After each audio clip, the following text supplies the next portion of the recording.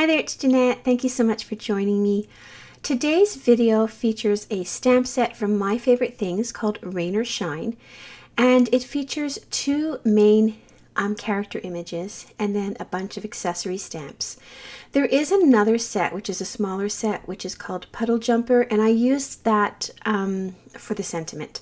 So I'm going to take you through how I colored the image, how I set up the card, and I also used some paper piecing. So you're going to see how I do that. It's really simple. You just stamp it on pattern paper and then you can color over it with your Copic markers. So just earlier you saw there was a picture and it showed all the Copic markers that I used. So you can use that as a reference if you wish.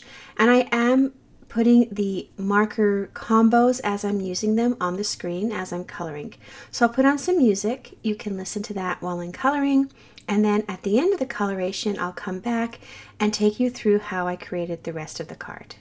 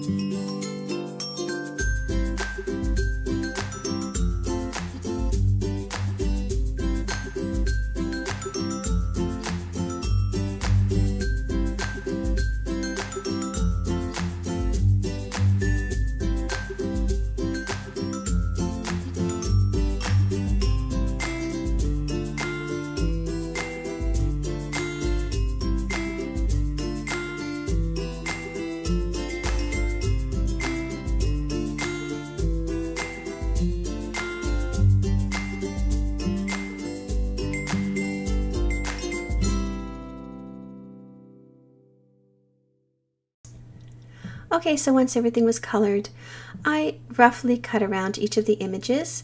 I have them on the platform of my Big Shot, and I have the coordinating dies which I'm centering over top.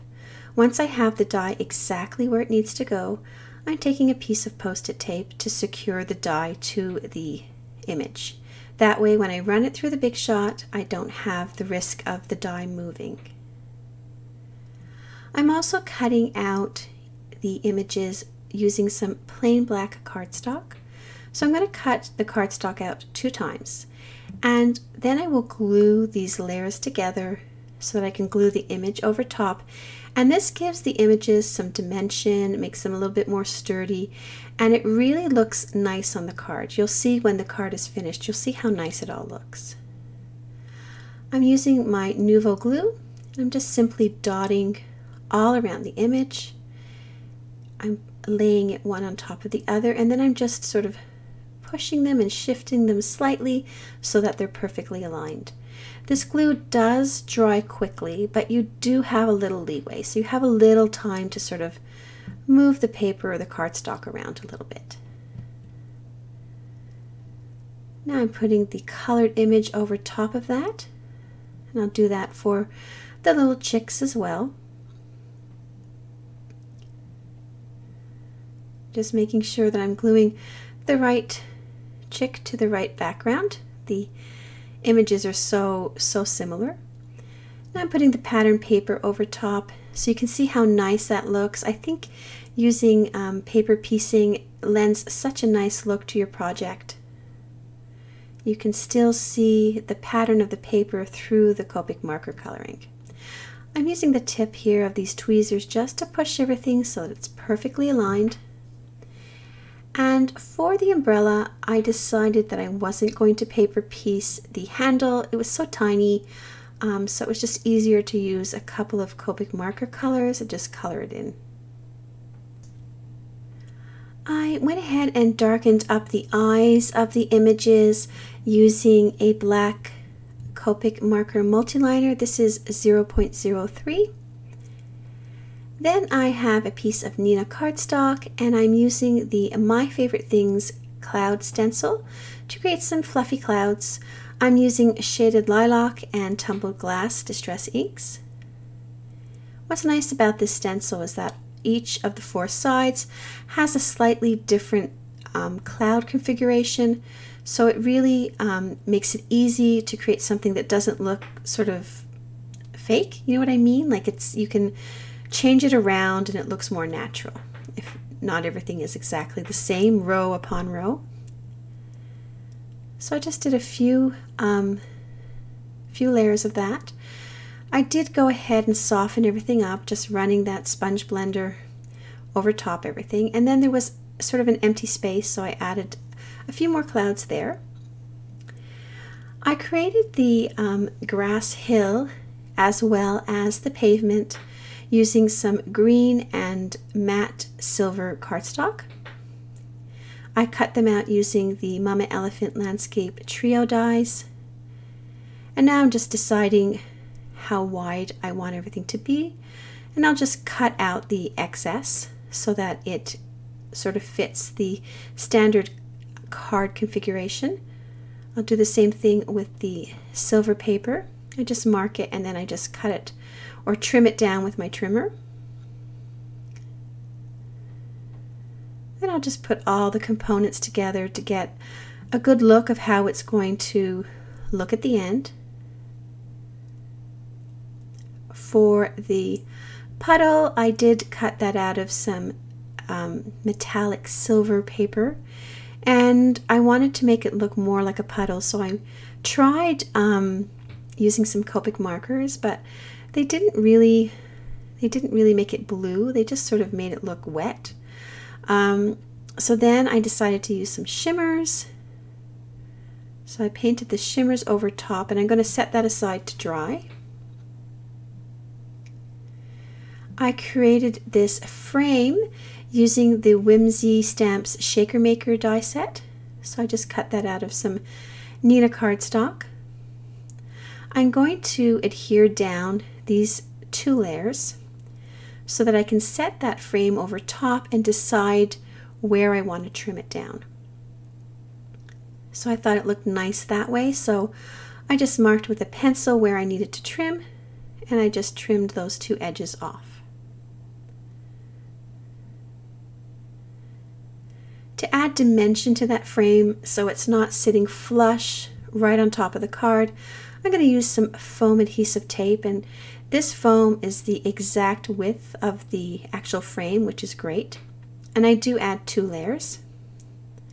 So I'll put 2 layers on each of the sides, and then I will just pull the release paper off and place the card over top of it and press down. Then I'm going to adhere that to an A2 sized card base, which is made using some aqua cardstock. I really like how that aqua pops against the other colors, and I love the dimension that the foam gives it. So once I started placing all the little elements, I realized that I wanted to add a sentiment. So I pulled out the stamp set, and I thought this one was kind of nice, but then there was another one in the Puddle jumper set that I thought was even cuter. So I decided to add that. It just fit across the upper edge. So I'm going to put that in my MISTI, and I'm going to stamp it. Now, if you're going to recreate this card, I would suggest that you stamp the sentiment before you put the frame over top with the foam, because it was a little tricky because it was raised. It was a little tricky to get the stamp to press firmly against the cardstock. So you can see I had a little bit of trouble here, but I persevered because I didn't want to have to start over. So I realized at this point that it was the magnet that was in the way. So I pulled the magnet down, and then that way I was able to get that last little corner stamped properly.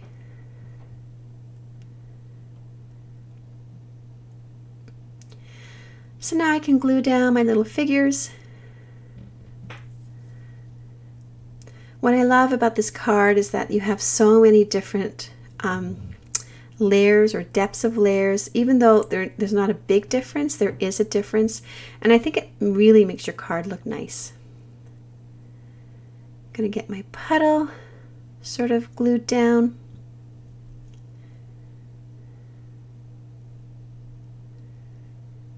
And I like that I can put the chicks, I can have one inside the frame, and I can have 2 that are sort of sitting on the frame. I think also that makes the card look really special. And although there's all these little dimensions to it, it'll still fit in a standard envelope. So I wasn't happy with how the puddle actually looked with the shimmers, so I found some blue Stickles, and I added a thin layer, and then I decided to add a really big thick layer. So you see me squeezing the Stickles out here. And once I had that thick layer of Stickles, I was really happy with how it looked. So that is my card completed. I really hope you enjoyed watching me create this card. I hope some of the little things that I did will inspire you to try these techniques on your own cards. Thanks so much for watching, and you'll find a full list of all the supplies I used and their links below this video on YouTube, or you can go check it out on my blog. Thanks for watching. See you next time.